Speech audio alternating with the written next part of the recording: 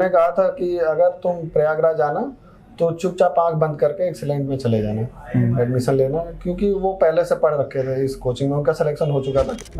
कुछ मेरे कॉलेज के तो कम, मेरे कॉलेज के तो ऑलमोस्ट सारे बच्चे एक्सीलेंट में आए थे। सर ने जैसे तैसे करके कोरोना के टाइम ही, उस टाइम बहुत वो वाला लॉकडाउन लगा हुआ था कि कोई कहीं आ जा नहीं रहा था बिल्कुल। तो कोरोना के टाइम जब हम लोग बहुत पीछे हो सकते थे कोरोना की वजह से, उस टाइम हम लोग पढ़ लिए क्योंकि हम लोग एक्सीलेंट में थे। और सर लोगों का इतना सपोर्ट था, रवि सर ने बहुत मेहनत किया उस चीज़ के लिए कि कैसे भी हम लोग की तैयारी प्रॉपर वे में होती रहे। वो फेज में अगर आप इलाहाबाद में टिक कर अच्छे से तैयारी कर लिए, या जहाँ भी आप रह रहे हैं वहाँ अच्छे से तैयारी कर लिए, वो फेज अगर आपने निकाल लिया तो आप सिलेक्शन ले जाओगे। और एक दो नहीं, बहुत सारे क्लास में टेस्ट वेस्ट में टॉप करते हो तो इतनी चिंता मत करो, आज नहीं तो कल सिलेक्शन हो ही जाएगा। आप अपने पढ़ाई पर फोकस करो, जो पढ़ाया जा रहा है क्लास में उसको रिवाइज करो, पीछे वाली चीज़ें रिवाइज करते रहो और क्वेश्चन लगाते रहो, टेस्ट वगैरह देते रहो। वो प्रोसेस कंप्लीट करने के बाद सिलेक्शन होना ही होना है। इसमें कुछ ऐसा डिस्ट्रैक्शन वाला है नहीं जितना बच्चे सोचते हैं। बस आप अपना फोकस कीजिए तैयारी पर, क्योंकि नोट्स ही ज़्यादा महत्वपूर्ण है सिलेक्शन के लिए। नोट्स रिवाइज करेंगे तो आपका कॉन्सेप्ट बिल्डअप होगा आपके दिमाग में, फिर आप चीज़ों को सोच पाएंगे। टेस्ट दीजिए, टेस्ट में जो कुछ नए कॉन्सेप्ट मिलने हैं उसको लिख लीजिए, क्योंकि एक जगह पे सारे कॉन्सेप्ट आपको नहीं मिल सकते। कोई भी बुक उठा लीजिए, आप क्वेश्चन प्रैक्टिस करते रहें बार बार, अपना शॉर्ट नोट्स बनाए, शॉर्ट नोट्स को बार बार रिवाइज करते रहें। शॉर्ट नोट्स तो कोशिश करें कि हर हफ्ते एक बार पूरा रिवाइज हो जाए। हेलो दोस्तों, आज आपको मिलवाते हैं एक्सीलेंट के एक और योद्धा से, निखिल पाठक से, जो कि डिफेंस मिनिस्ट्री ऑफ डिफेंस में एसडीओ पद पे कार्यरत थे और अभी इनका एसएससी जेईई में सीपीडब्ल्यूडी डिपार्टमेंट में हुआ है। सबसे पहले निखिल, आपको एक्सीलेंट परिवार तरफ से बहुत बहुत धन्यवाद। निखिल, आप एक्सीलेंट के स्टूडेंट रहे हैं और आप यहाँ रहते हुए आपने एसडीओ का पद पे निकाला, और फिर आप जॉब करते समय के साथ साथ आपने एसएससी जेईई पे लगे रहे, और आपका इसके पहले भी आप एसएससी जेईई पेपर निकाल चुके थे लेकिन आपको बीआरओ मिला था जी। और आप जॉब के साथ साथ भी आप सीपीडब्ल्यूडी की तैयारी की है। सबसे महत्वपूर्ण बात है कि जो टाइम मैनेजमेंट होता है बच्चों का, कि हम मैनेज नहीं कर पाते हैं, लेकिन आपने तो जॉब भी किया और जॉब करने के साथ साथ भी अपने एम को आपने मिस नहीं किया, क्योंकि आपका शुरू से एम था कि मुझे सीपीडब्ल्यूडी में जाना है जी। तो आप इसके बारे में बताइए, कौन सी चीज़ थी जो आपको हमेशा मोटिवेट करती थी? वो कौन सी चीज़ है कि जो आप जॉब प्राप्त, बहुत लोग बहुत कंफर्टेबल हो जाते हैं, चलो जॉब मिल गया, तो जॉब करने के बाद भी आपके अंदर था कि नहीं मुझे एसएससी जेईई क्लियर करना है। कौन सी चीज़ थी जो आपको बहुत ज़्यादा मोटिवेट करती थी? एक्चुअली सर, मेरे लाइफ में एक ऐसा टर्निंग पॉइंट आया जहाँ से मुझे लगा कि गवर्नमेंट जॉब की तरफ जाना चाहिए। जब 10th और 12th पास करने के बाद हम आगे की पढ़ाई करना चाहते थे, आईआईटी वगैरह की तैयारी करना चाहते थे। उस टाइम हेपेटाइटिस हो गया हमें, तो उस टाइम हम लखनऊ में पीजीआई में 1-1.5 महीने एडमिट रहे। पूरी तरह से ऐसे दिमाग फ्रस्ट्रेट हो गया था कि अब क्या करेंगे। 12th के बोर्ड के बाद? 12th बोर्ड के बाद, ठीक है। मेरा जी मेंस का एग्ज़ाम हुआ था, जो उसमें क्वालिफाई किया था मैंने, बट एडवांस का एग्ज़ाम नहीं दे पाए क्योंकि बीच में ही हेपेटाइटिस हो गया। तो उस टाइम दिमाग में था कि अब क्या करेंगे। उस चीज़ को लेकर बहुत सारा कन्फ्यूजन था कि आगे कहाँ जाएं, क्या करें, या तो प्राइवेट से बीटेक कर लें, या फिर क्योंकि ये एग्ज़ाम दे रखा था हमने पॉलिटेक्निक का, तो कोई एम नहीं था, ऐसे एग्ज़ाम दे रखा था। हाँ, कोई एम नहीं था उस टाइम, एमलेस थे एकदम। ये लगता था कि आईआईटी जेईई का भी एग्ज़ाम दिए थे और डिप्लोमा का एंट्रेंस भी दिए थे जी, ठीक है। तो उस टाइम इसका भी रिजल्ट आ गया पॉलिटेक्निक का, इसमें मेरा सिलेक्शन हो गया। मुझे गवर्नमेंट पॉलिटेक्निक लखनऊ मिल गया। तो उस टाइम मेरा एम एकदम क्लियर हो गया कि अब क्या करना है, कि अब अगर डिप्लोमा कर ही रहे हैं तो सिविल से जाना है, और सिविल से जाने के बाद मुझे गवर्नमेंट एग्जाम की तैयारी करनी है।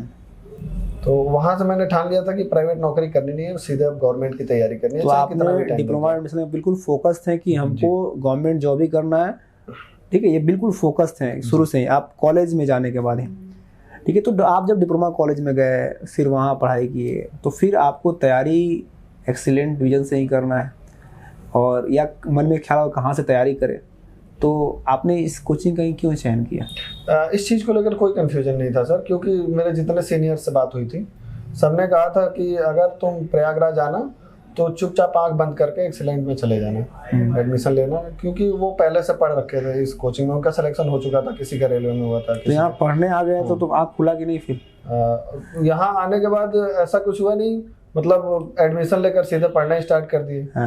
तो फिर पढ़ते गए, अपनी तैयारी होती गई, ज़्यादा इधर उधर देखा ही नहीं हमने। बस ये था जितना पढ़ाया जाता था उतना रूम पर जाकर रिवाइज करते थे। सब्जेक्ट खत्म हो जाते थे तो उसका क्वेश्चन लगाना स्टार्ट करते आप थे। रहने वाले कहाँ के हैं? रहने वाले सर हम कुशीनगर के हैं। कुशीनगर के हैं। अपने पारिवारिक पृष्ठभूमि के बारे में बताइए। मेरे पापा पीडब्ल्यूडी में कॉन्ट्रैक्टर हैं और अब हम लोग 3 भाई हैं सर। बड़े वाले भैया ने अभी पूरा बिजनेस टेक ओवर कर लिया है पापा का। पापा को थोड़ा सा आराम दिया जा रहा है अभी कि आप रिलैक्स कीजिए। मेरे बीच वाले भैया MBBS करके वो जूनियर रेजिडेंट डॉक्टर हैं मेडिकल कॉलेज कुशीनगर में। तो सबसे छोटे हम हैं, तो मेरा सिलेक्शन CPWD में हुआ है। अच्छा, जब आप तैयारी करने एक्सीलेंट में आए तो क्या आपका अनुभव रहा? कैसा ये सफ़र कैसा रहा? सफ़र के बारे में बताइए। सफ़र सर बहुत अच्छा रहा क्योंकि एक्सीलेंट में एक चीज़ देखा हमने सर कि जैसे अब बहुत सारी कोचिंगें होती हैं। मेरे बहुत सारे दोस्त भी हैं जो बाकी कोचिंग्स में गए। कुछ मेरे कॉलेज के तो कम, मेरे कॉलेज के तो ऑलमोस्ट सारे बच्चे एक्सीलेंट में आए थे। कुछ मेरे दोस्त थे जो कहीं और से पॉलीटेक्निक कर रहे थे या कुछ कर रहे थे, तो वो किसी और कोचिंग में गए। तो बीच में जब कोरोना आया तो वो कोचिंगें अपना भाग गई, वो उन्होंने सिलेबस ख़त्म ही नहीं किया। बट हम लोग जो एक्सीलेंट में थे तो हम लोगों को सर से बात करने की ज़रूरत भी नहीं थी कि सर हम लोग का सिलेबस ख़त्म कीजिए या ऐसा कुछ। सर ने जैसे तैसे करके कोरोना के टाइम ही, उस टाइम बहुत वो वाला लॉकडाउन लगा हुआ था कि कोई कहीं आ जा नहीं रहा था बिल्कुल। उस टाइम सर ने जैसे तैसे बंदोबस्त करके हम लोग के ऑनलाइन क्लासेस की सुविधा हम लोग को उपलब्ध करवाई ताकि हम लोग का सिलेबस पीछे ना हो। तो कोरोना के टाइम जब हम लोग बहुत पीछे हो सकते थे कोरोना की वजह से, उस टाइम हम लोग पढ़ लिए क्योंकि हम लोग एक्सीलेंट में थे और सर लोगों का इतना सपोर्ट था। रवि सर ने बहुत मेहनत किया उस चीज़ के लिए कि कैसे भी हम लोग की तैयारी प्रॉपर वे में होती रहे। तो हम लोग की तैयारी बहुत स्मूथ हुई है इस कोचिंग में। ठीक है। जब आपका SDO हुआ था तो आपके साथ आपके दोस्त को भी हुआ था उसमें? जी, ठीक है ना। आप दोस्तों के बारे में बताइए, आप लोग कैसे कौन कौन साथ रहता था, अभी कहाँ है वो लोग? एक्चुअली सर हम लोग 4 लोग साथ में रहते थे। तो हम लोग 3 लोगों का मेरे एक हम और मेरे एक दोस्त हैं अंकित कसौदन, एक सौरभ पटेल और एक वीरेंद्र। तो मेरा अंकित कसौदन का, सौरभ पटेल का सिलेक्शन सर हुआ था SDO में। वीरेंद्र जा नहीं पाए क्योंकि उसी टाइम उनके मम्मी की तबीयत खराब हो गई थी। उनके माताजी की तबीयत खराब होने की वजह से वो एग्जाम में अपीयर नहीं हो पाए। नहीं तो शायद हो सकता उनका भी सिलेक्शन हो जाता क्योंकि तैयारी उनकी भी अच्छी थी उस टाइम। तो हम लोग 3 लोगों का सिलेक्शन हो गया। अंकित कसौदन जो है वो गुवाहाटी में SDO ग्रेड 2 पर पोस्टेड है और सौरभ पटेल जो है वो SDO ग्रेड 2 पर बीकानेर में पोस्टेड है। वीरेंद्र जो है अभी उनका NHPC क्वालिफाई हुआ है। NHPC और THDC दोनों क्वालिफाई हुआ उनका। तो अभी वो THDC तो सारे रूम पार्टनर सबका हो गया जी। तो दोस्तों, तैयारी के दरमियान आपकी जो संगत होती है, आप किन लोगों के साथ रहते हैं, उसका बड़ा महत्वपूर्ण होता है। उसका बड़ा अच्छा उदाहरण आपका जो ये सर्कल है कि 4 लोग तैयारी करते थे, 4 साथ रहते थे और चारों आज चयनित हैं अच्छे अच्छे पद पे। निखिल पाठक, ये बताइए कि जब आप तैयारी यहाँ करने आए थे तो कई बार आपको, मुझे पता है कि आप SSC JEE के मेंस बैच में भी थे, ठीक है ना, मैं आपको उसमें पढ़ा रखा हूँ, तो कई असफलताएं मिली आपको जी। और आप जब मेहनत करते हैं और आपको सफलता नहीं मिलती है, बड़ी निराशा होती है। तो इस पूरे सफ़र में ऐसा कोई मित्र, ऐसा कोई जो आपको बहुत ज़्यादा मोटिवेट करता था, और आपकी जब भी आप बहुत परेशान होते थे तो आप किससे आप बात करते थे, और कौन कौन सी आपने पूरे में असफलताएं देखी हैं, इसके बारे में बताइए। सर ऐसा असफलता तो सबको मिलती है। जैसे जैसे तैयारी करीब पहुंचती जाती है वैसे वैसे 2 नंबर से 3 नंबर से 5 नंबर से बहुत सारी असफलताएं मिलेंगी जिससे ये लगेगा कि यार अब नहीं हो पा रहा है, इससे ज़्यादा आगे नहीं बढ़ पा रहे हैं क्योंकि वही जो 2-3 नंबर का तैयारी होता है वही ज़्यादा महत्वपूर्ण होता है। तो वो जो फेज होता है ना, वो फेज निकालना ज़्यादा ज़रूरी होता है।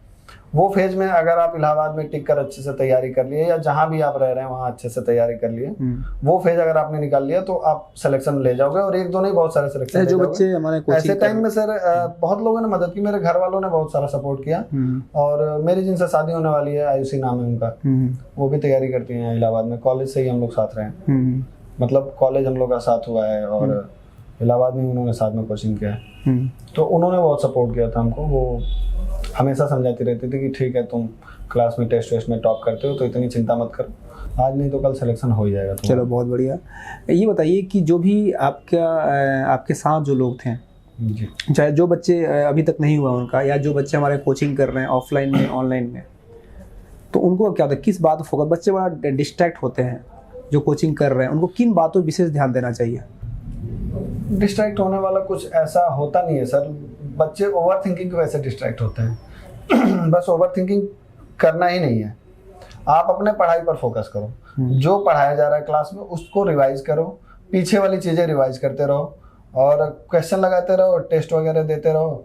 इतना करने के बाद आपके पास इतना टाइम ही नहीं बचेगा कि आप कहीं और डिस्ट्रैक्ट हो या आपका दिमाग कहीं और जाए। उसके बाद दिमाग खुद ही इतना थक जाएगा, आप अपने आप से सेटिस्फाई रहोगे कि हाँ मेरी तैयारी प्रॉपर चल रही है, सिलेक्शन होना ही है। क्योंकि तैयारी जो है वो एक पूरा प्रोसेस है, जब तक आप पूरा प्रोसेस कंप्लीट नहीं करते तब तक सिलेक्शन नहीं होता है। वो प्रोसेस कंप्लीट करने के बाद सिलेक्शन होना ही होना है। इसमें कुछ ऐसा डिस्ट्रैक्शन वाला है नहीं जितना बच्चे सोचते हैं। बस आप अपना फोकस कीजिए तैयारी पर, जिस दिन आपकी तैयारी कंप्लीट हो जाएगी उस दिन आपका सिलेक्शन हो जाएगा। जो पूरा सिलेबस पढ़ लिया, तैयारी हो गई, तो और किन बातों पर उनको ध्यान देना चाहिए? सर ऐसा है कि पूरा सिलेबस पढ़ने के बाद भी बहुत सारा ऐसा होता है कि प्रैक्टिस ज़्यादा जरूरी होता है। प्रैक्टिस आप कैसे प्रैक्टिस के लिए क्या बताएंगे बच्चों को? सर ऐसा है कि मतलब तैयारी कंप्लीट होने के बाद, सिलेबस खत्म होने के बाद आप बार बार नोट्स रिवाइज करें, क्योंकि नोट्स ही ज़्यादा महत्वपूर्ण है सिलेक्शन के लिए।